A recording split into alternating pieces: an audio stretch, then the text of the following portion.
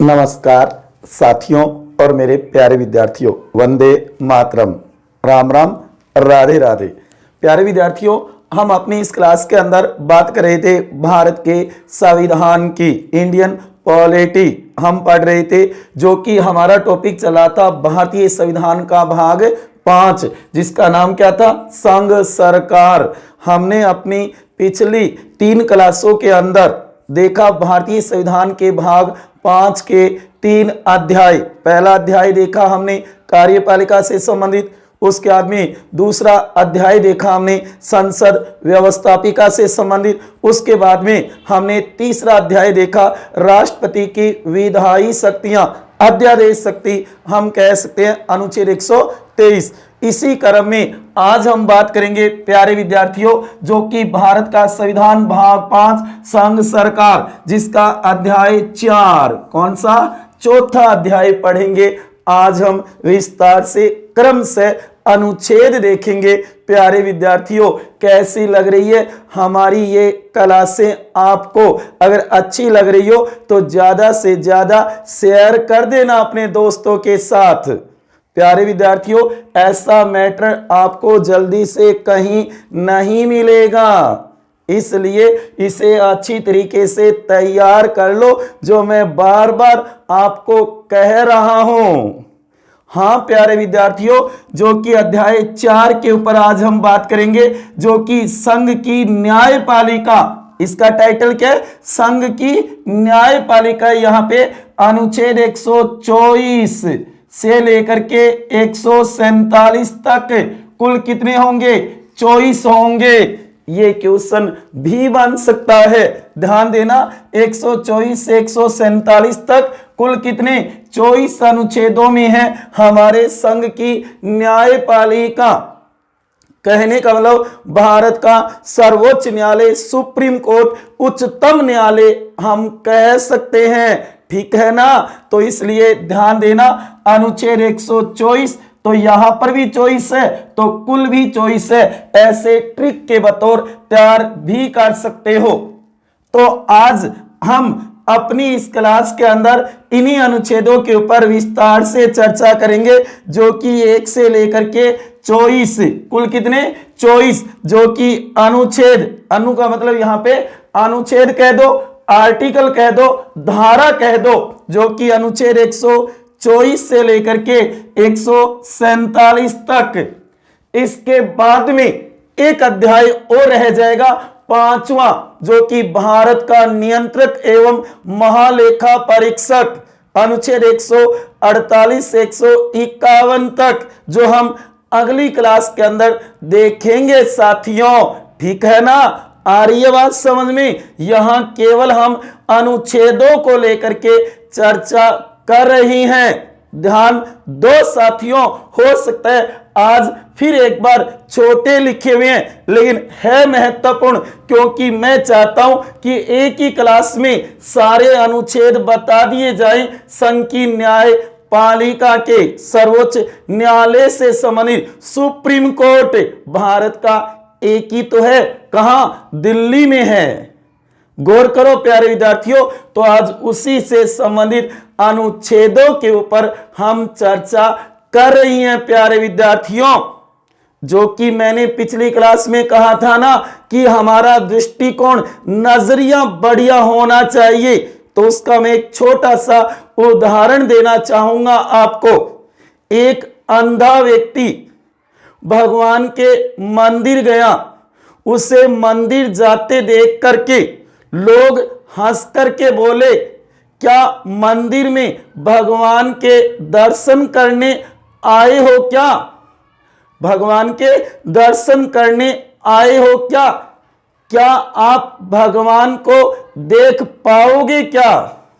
लोग कह रहे हैं उस अंधे व्यक्ति को कि क्या आप भगवान को देख पाओगे क्या?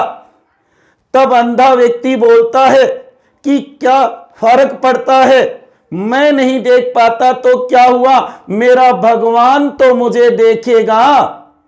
मैं तो चलो नहीं देख सकता, लेकिन जो भगवान है मेरा वो तो मेरे को देखेगा।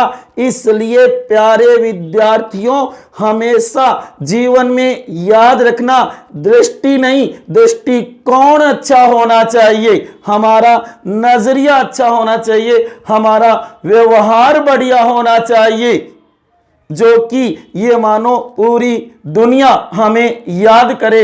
ऐसा व्यवहार प्रत्येक के दिलों पर राज करो, प्रत्येक के दिलों को जीतना सीखो। प्यारे विद्यार्थियों, जिस प्रकार से मैं मेहनत करके आपके दिल जीत रहा हूं, उसी प्रकार आप भी अच्छी मेहनत करके सिलेक्शन करवाओ, जिससे मेरा दिल जीता जाएगा। मैं भी खुश हो जाऊंगा कि मेरे पढ़ाए हुए प्यारे विद्यार्थी, मेरे साथी देखो आज कितनी बड़ी बड़ी पोस्टों को रिजर्व कर रही हैं।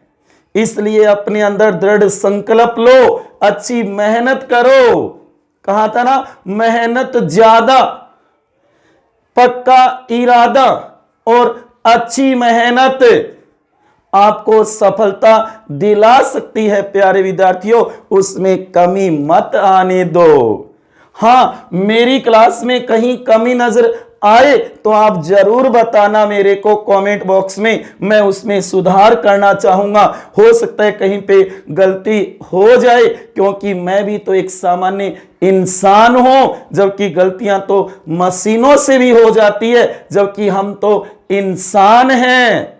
गौर करो प्यारे विद्यार्थियों, ठीक है? हाँ जी, तो याद रखना, अपनी दृष्टि नहीं दृष्टिकोण बढ़िया होना चाहिए। हाँ, चलो देखो साथियों, तो अनुच्छेद 124 से 147 तक के अनुच्छेद देख लेते हम कंटिन्यू शब्द से।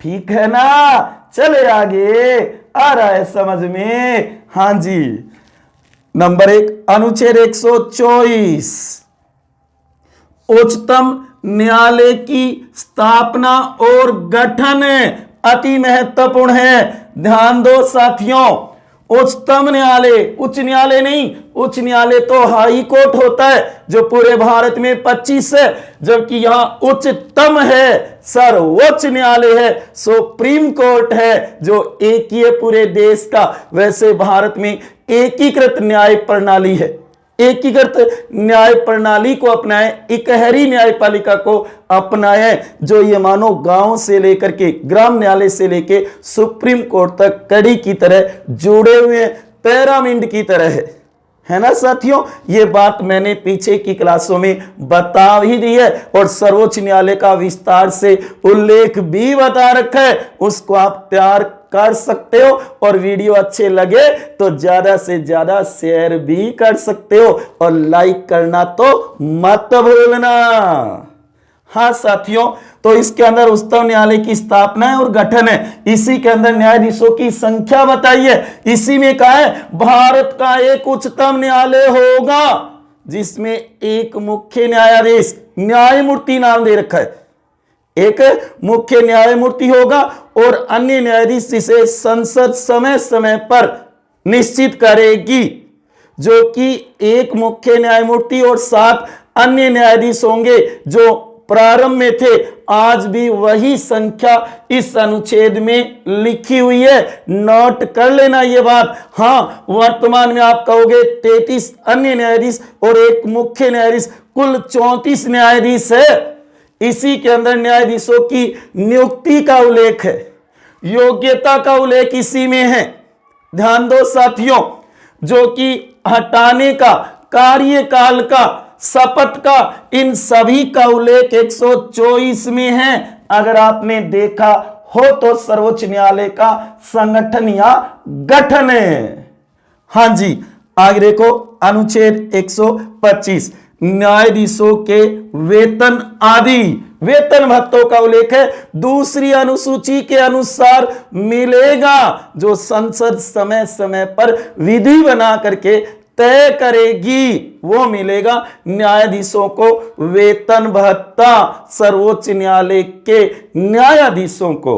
हाँ साथियों, ध्यान दो, उसके बाद में अनुच्छेद 126, कार्यकारी मुख्य न्यायमूर्ति की नियुक्ति अगर भारत के सर्वोच्च न्यायालय का मुख्य न्यायाधीश अनुपस्थित है, पद पे नहीं है, तो उस समय भारत का राष्ट्रपति, ध्यान दो, भारत का राष्ट्रपति कार्यकारी मुख्य न्यायमूर्ति की नियुक्ति करेगा। न्यायमूर्ति का मतलब न्यायाधीश ही है यहां पे, ध्यान दो साथियों, ठीक है। पहले पढ़े न, समझ में तो आवे है न साथियों। ये अनुच्छेद तैयार कर लो, अपनी नोटबुक में नोट भी कर लो, भविष्य में बहुत काम आएंगे। कहीं आप कह रहे हो सर यह बात तो बारी बारी में कहे, बेरों को नहीं मट्टा जोर गए सर, तो जो बारी, हाँ जी मैं बार बार में कह रहा हूं, मेरे को पता है, क्योंकि मैं चाहता हूं कि बार बार कहा जाए तो क्या पता आपके अच्छी प्रकार से समझ में आ जाए। ठीक है ना, ठीक है, ठीक है, ठीक है, ठीक है, चलो आगे। हाँ जी, अनुच्छेद 127 ये बहुत बार पूछा हुआ है, मोस्ट लगा लेना प्यारे विद्यार्थियों, जो कि तदर्थ न्यायाधीशों की नियुक्ति, अगर सर्वोच्च न्यायालय उच्चतम न्यायालय में बैठक हो रही है, अधिवेशन हो रहा है मान लो, तो उस समय गणपूर्ति पूरी नहीं है, तो उस समय कहा जाता है कि सर्वोच्च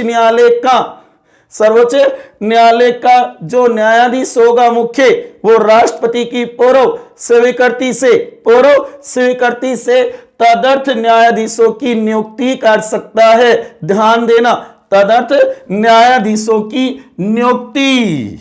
हाँ साथियों, अनुच्छेद 128 ध्यान देना, तदर्थ न्यायाधीशों की नियुक्ति कौन से अनुच्छेद में? 127 में, 1 2 7।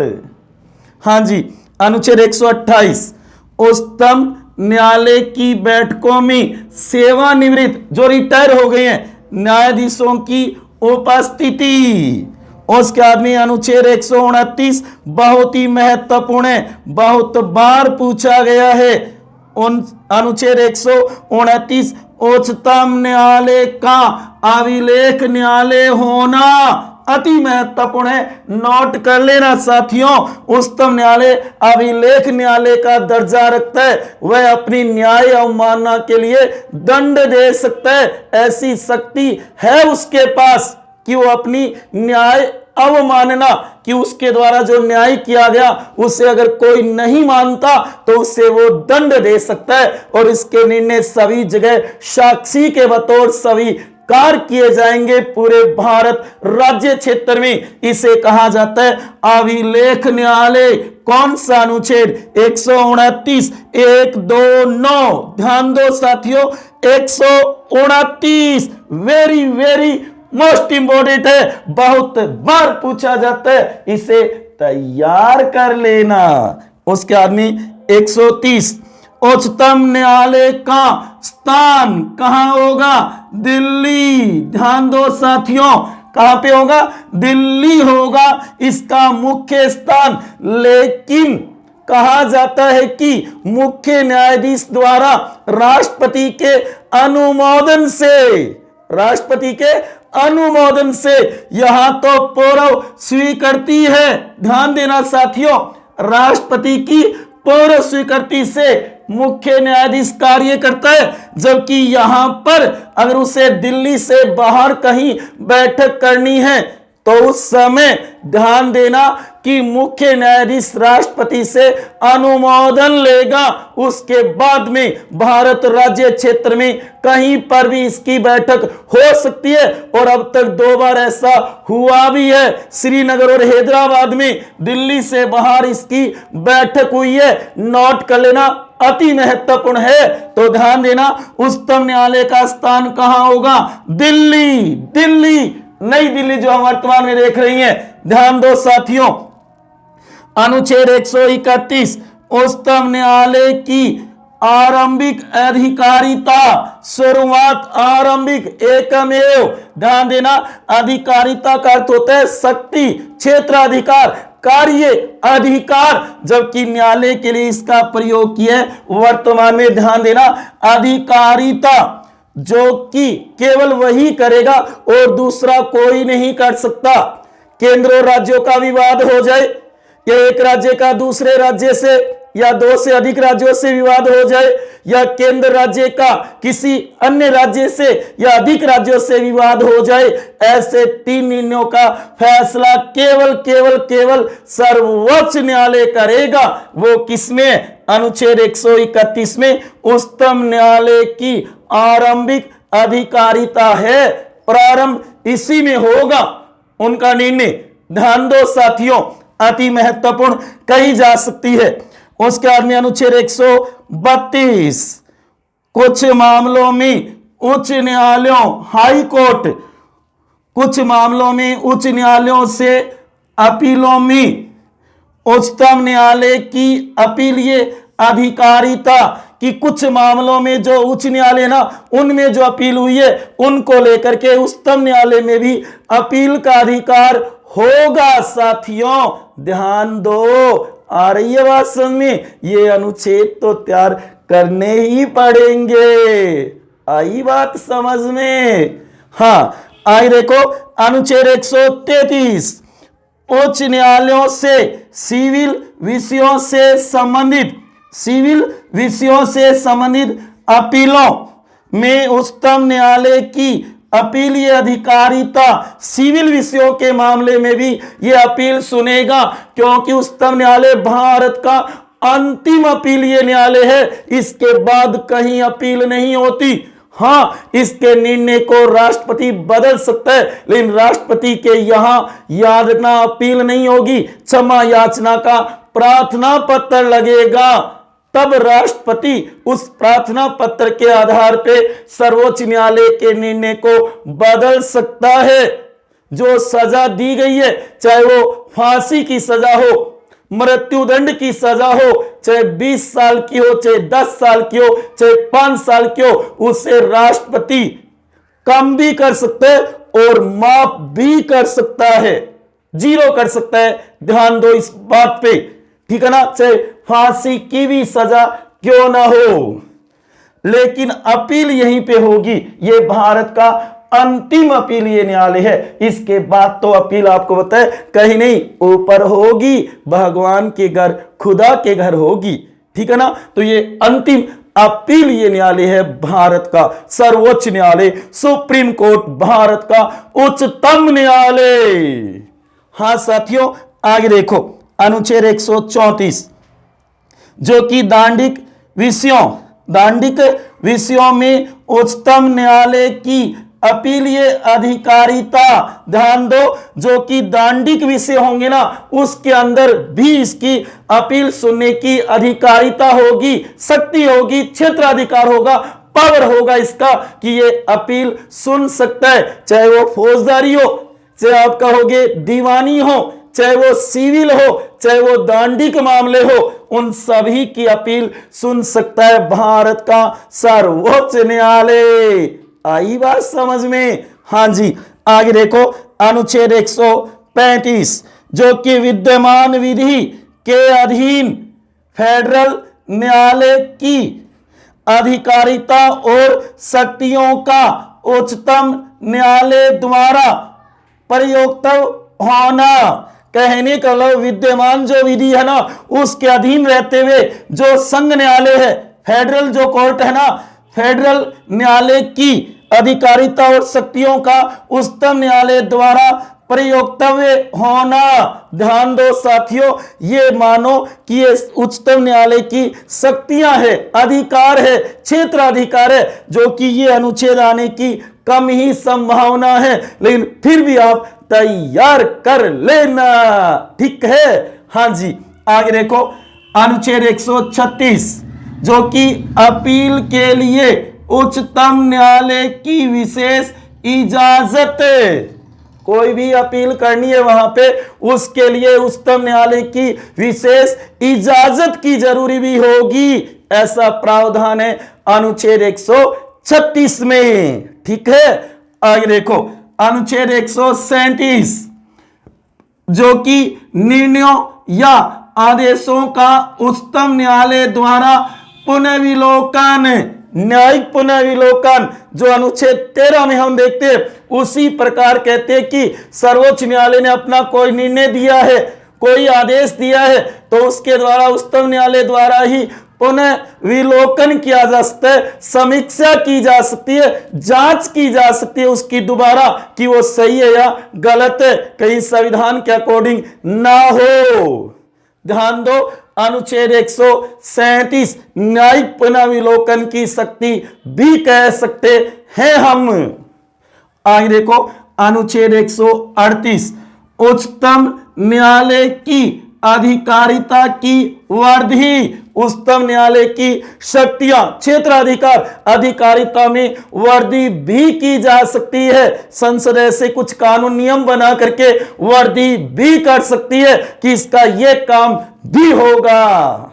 यह अनुच्छेद 138 में। साथियों समझ में तो आ रहा है ना। हम बात करें भारत का जो संविधान है उसका भाग 5, कौन सा? 5वां, जिसका नाम क्या? संघ या यूनियन, जिसे हम कहते हैं संघ सरकार। उसका अध्याय 4 पढ़ रही हैं, 3 हमने पहले कंप्लीट कर लिए, जो कि अध्याय 4 का नाम है संघ की न्यायपालिका। अनुच्छेद 124 से 147 तक कुल 24 अनुच्छेदों में न्यायपालिका का उल्लेख है भारत संघ की। संघीय न्यायपालिका और कौन होगा? सर्वोच्च न्यायालय होगा, सुप्रीम कोर्ट होगा, भारत का उच्चतम न्यायालय होगा। ठीक है, तो उसी से जुड़े हुए अनुच्छेद देख रही हैं हम क्रम से और शब्द से, नए सिरे से, नए तरीके से। आगे देखो अनुच्छेद 139 जो कि कुछ रिट निकालने की शक्तियों का उच्चतम न्यायालय को प्रदत्त किया जाना, कुछ रिट निकालने की शक्तियां देना, एक प्रकार से उच्चतम न्यायालय को प्रदत्त किया जाना, प्रदान करना, कि संविधान के द्वारा कहा जाता है कि तुम ऐसी रिट भी निकाल सकते हो, ऐसी शक्ति दे रखी है सर्वोच्च न्यायालय को। कुछ रिट निकालने की शक्तियों का उच्चतम न्यायालय को प्रदत्त किया जाना। अनुच्छेद 140 जो कि उच्चतम न्यायालय की आनुषंगिक शक्तियां, उच्चतम सर्वोच्च न्यायालय की जो आनुषंगिक शक्तियां उनका उल्लेख किया गया। मैंने कहा ना कि लगभग अनुच्छेदों में उसकी अधिकारिता, क्षेत्राधिकार या शक्तियों का ही उल्लेख किया है। हो सकता है इसके अंदर कई बार बदलाव भी किए गए हैं, कईयों में कई और अनुच्छेद क भी जोड़ दिए गए हैं, लेकिन अति महत्वपूर्ण तो यही है, मूल तो यही है। 124 से 147 तक आई ना बात समझ में। तो जहां आपको कम समझ में आ रहा है प्यारे विद्यार्थियों, उसको क्लियर करते हुए चलो, लेकिन जो ज्यादा मोस्ट इंपॉर्टेंट है ना उसे जरूर तैयार कर लो। अगर सारे तैयार नहीं होते हैं तो, जो मैं बार बार कह भी रहा हूं, अनुच्छेद तो भारतीय राज्य व्यवस्था में तैयार करने ही होंगे मेरे प्यारे विद्यार्थियों। करो याद, ऐसा सर आपको नहीं मिलेगा जो बार बार कहता रहता है प्यारे विद्यार्थियों, प्यारे विद्यार्थियों। ध्यान दो साथियों। हां आइए देखो अनुच्छेद 141 उच्चतम न्यायालय द्वारा घोषित विधि का सभी न्यायालयों पर आबद्धकर होना। उच्चतम न्यायालय सुप्रीम कोर्ट द्वारा जो घोषित विधि, जो कानून है ना, उसका सभी न्यायालयों पर, भारत राज्य क्षेत्र में जितने भी न्यायालय है ना वो इसके अधीन होंगे। कहने का मतलब है कि उच्चतम न्यायालय द्वारा घोषित विधि का सभी न्यायालयों पर आबद्धकर होना, सभी पर लागू होना, उसकी विधि का, उसके नियम का, उसके कानून का। हाँ साथियों आगे देखो अनुच्छेद 142 उच्चतम न्यायालय की डिक्रियों और आदेशों का प्रवर्तन और प्रकटीकरण आदि के बारे में आदेश। उच्चतम न्यायालय की डिक्रियों और आदेशों का प्रवर्तन और प्रकटीकरण आदि के बारे में आदेश लिखा हुआ है अनुच्छेद 142 में। उसके बाद में अनुच्छेद 143 उच्चतम न्यायालय से परामर्श करने की राष्ट्रपति की शक्ति। परामर्श 143 1 4 3 समझ गए क्या? 1 4 और 3 143 1 4 3 कैसे समझ गए ना साथियों? हाँ, तो ध्यान, उच्चतम न्यायालय सुप्रीम कोर्ट से परामर्श करने की राष्ट्रपति की शक्ति है, लेकिन बाध्यता दोनों पे नहीं है। राष्ट्रपति सर्वोच्च न्यायालय से परामर्श लेता है तो सर्वोच्च न्यायालय चाहे तो उसे परामर्श दे, अन्यथा ना दे, बाध्यता नहीं है। अगर सर्वोच्च न्यायालय ने परामर्श दे भी दिया राष्ट्रपति को, तो राष्ट्रपति उसे मानने के लिए भी बाध्य नहीं है। यह नहीं कि उसे माने। 143 1 4 3 बहुत ही महत्वपूर्ण है साथियों, बहुत बार पूछा जाता है। सलाह लेना, परामर्श लेना, सलाह किसी से भी ली जा सकती है। जब भी हम किसी परेशानी में, दिक्कत में होते हैं ना, उस समय हम अपने से सीनियर से सलाह ही तो लेते हैं। तो वो यही तो है 143। आ गई बात समझ में? ठीक है साथियों। हाँ, आगे देखो अनुच्छेद 144 सिविल और न्यायिक प्राधिकारियों द्वारा उच्चतम न्यायालय की सहायता में कार्य किया जाना। ध्यान दो, सिविल और न्यायिक प्राधिकारियों द्वारा, जो सिविल क्षेत्र के और न्यायिक क्षेत्र के जो प्राधिकारी, कर्मचारी, जो पदाधिकारी है ना, उसके द्वारा उच्चतम न्यायालय की सहायता में कार्य किए जाने का उल्लेख है अनुच्छेद 144 में। ठीक है, उसके बाद देखो अनुच्छेद 145 न्यायालय के नियम आदि, सर्वोच्च न्यायालय के नियमों का उल्लेख है, किस तरीके से कार्रवाइयां होगी, उन सभी का प्रावधान, नियम बनाने संबंधी बातें दी है 145 में। यह भी महत्वपूर्ण है, आ सकता है कि न्यायालय के नियम आदि संबंधी प्रावधान कौन से अनुच्छेद में है, तो ध्यान देना अनुच्छेद 145 में है। आ गई ना बात समझ में? हाँ प्यारे विद्यार्थियों, कैसी लग रही है क्लास? कहीं बोर तो नहीं हो रहे हो ना? बस एक क्लास और आएगी हमारी, जो कि अध्याय 5 की नियंत्रक एवं महालेखा परीक्षक। उसके बाद में हमारा भाग 5 कंप्लीट हो जाएगा, जो भारतीय संविधान का सबसे बड़ा भाग माना जाता है। कुल कितने अनुच्छेद है इसमें? 100 अनुच्छेद है, शतक 100। तो उन 100 अनुच्छेदों को हम क्लियर कर लेंगे, जो कि अगले वीडियो के अंदर हम अध्याय 5 में जब 151 तक अनुच्छेद देख लेंगे, तो देख लो लगभग हमने 150 अनुच्छेद देख लिए, 1 से लेकर के 151 तक। और धीरे धीरे देखना साथियों, 395 अनुच्छेद भी आ जाएगा। टेंशन मत लो, चिंता मत करो, खुश रहो, हंसते रहो, मुस्कुराते रहो। हाँ, आगे देखो अनुच्छेद 146 जो कि उच्चतम न्यायालय के अधिकारी और सेवक तथा वे, ध्यान देना साथियों, जो उच्चतम न्यायालय ना, उनके अधिकारियों और सेवक, जो काम करने वाले कर्मचारी ना, उनके बारे में और उनके खर्चे के बारे में, वे के बारे में दिया गया है। इसे नोट कर लेना। और उसके बाद में अंतिम है 147 जो कि निर्वचन है। ध्यान दो, एक तो इस भाग के अंदर, इस अध्याय में, इस भाग के इस अध्याय में कौन सा?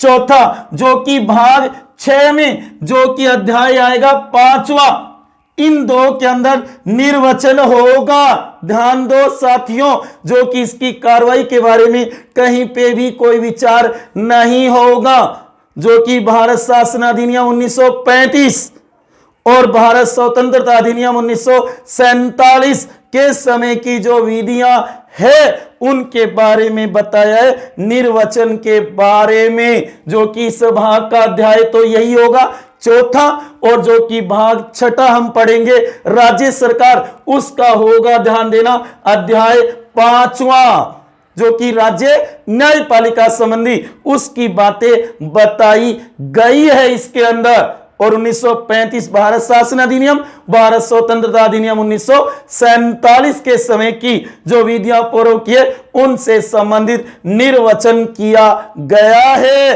तो ये था आपके सामने भारत का संविधान भाग 5 संघ सरकार, जो कि अध्याय 4 संघ की न्यायपालिका, अनुच्छेद 124 से 147 तक कुल 24 अनुच्छेद है आपके सामने, 124 से 147 तक। ये देखो 1 से लेकर के 24, कुल कितने 24। अब लगा लो अति महत्वपूर्ण, वेरी वेरी मोस्ट इंपॉर्टेंट कौन सा है गुरुजी, बे बता दो।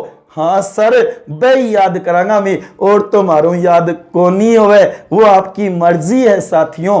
देखो आपको मैं तो यही कहूंगा, ज्यादा से ज्यादा तैयार करो जो भविष्य में काम आए आपके।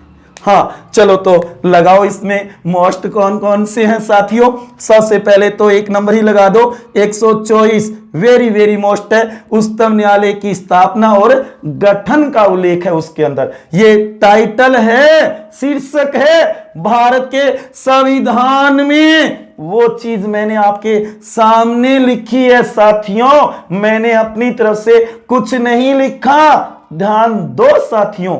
हाँ जी, उसके आगे देखो 127 तदर्थ न्यायाधीशों की नियुक्ति का उल्लेख है 127 में। फिर उसके आगे मोस्ट लगाओ 129, जो कि उच्चतम न्यायालय का अभिलेख न्यायालय होना।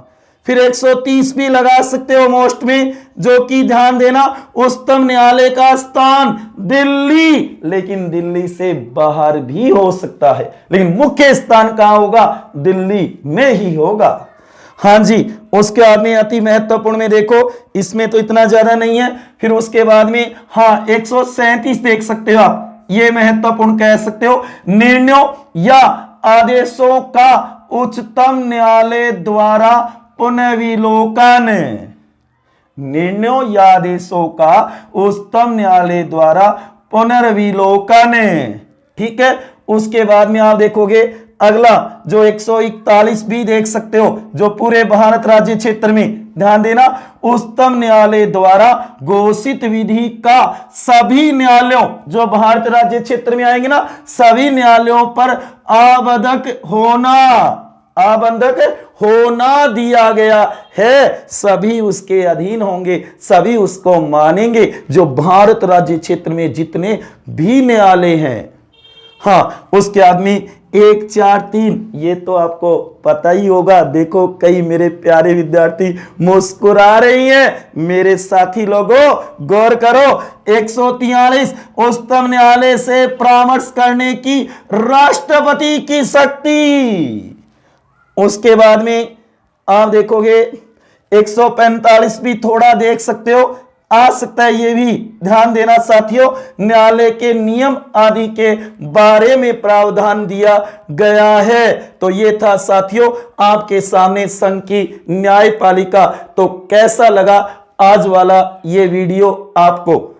अपनी ये क्लास अगर आपको अच्छी लगी हो तो ज्यादा से ज्यादा शेयर कर देना अपने दोस्तों के साथ, जो भी आपकी सहेली है उसके साथ या फ्रेंड्स है उनके साथ शेयर कर देना, कहना कि देखो आप एक बार क्लास, कितना इंटरेस्ट मजा आता है इस क्लास के अंदर, बहुत ही नॉलेज वाली क्लास है साथियों, ध्यान दो इस बात पे, ठीक है। मिलते हैं अगली क्लास के अंदर जहां पर हम बात करेंगे अध्याय 5 की, जो कि भारत का नियंत्रक महालेखा परीक्षक पढ़ेंगे, और अनुच्छेद 148 से 151 तक, और हमारा भाग 5 कंप्लीट हो जाएगा।